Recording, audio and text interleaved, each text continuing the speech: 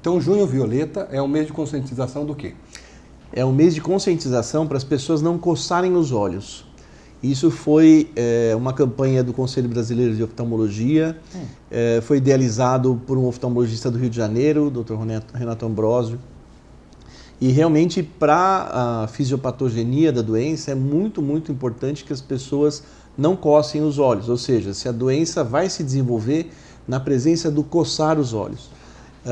Então a gente criou um mês para que as pessoas se conscientizem e chame a atenção da mídia, né, para essa razão de não coçar os olhos. Eu confesso que de pequeno eu tinha essa mania de coçar olho e depois desenvolvi ceratocone. Mas primeiro, para entender o que é o ceratocone, o que é córnea, o que é o olho. Primeiro, o que seria uma córnea saudável? Porque assim, quando a gente fala de doenças, primeiro a gente tem que entender o padrão normal. Sim. Né? Então, o que é uma córnea saudável e por que quando eu coço pode vir a gerar um ceratocone? Então, a córnea é uma das estruturas do olho, né?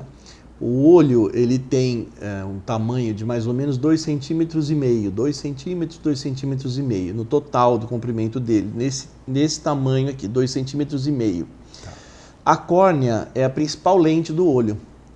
Eu vou tirar aqui para a gente ver, ó. É essa parte da frente do olho, como se fosse um vidro de relógio.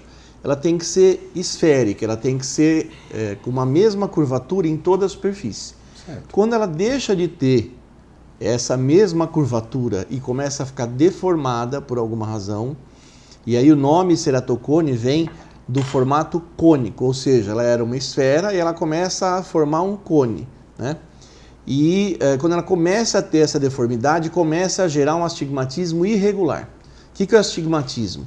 Astigmatismo é quando os eixos dessa esfera, dessa calota, deixam de ser simétricos. Então passa um dos eixos a ficar muito diferente dos outros e chega num ponto que os óculos comuns não conseguem mais corrigir.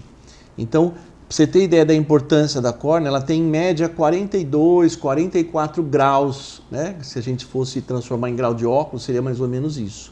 Certo. Uma outra estrutura no olho que a gente tem atrás do colorido do olho, aqui a gente vê que tem a íris, né? Que pode virar aqui um pouquinho, ele gira, ó.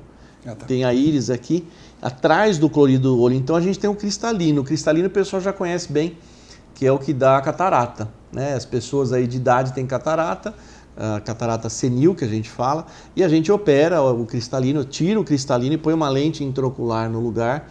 E as pessoas enxergam muito bem depois dessa cirurgia, uma cirurgia muito comum, talvez uma das cirurgias mais comuns em oftalmologia hoje em dia.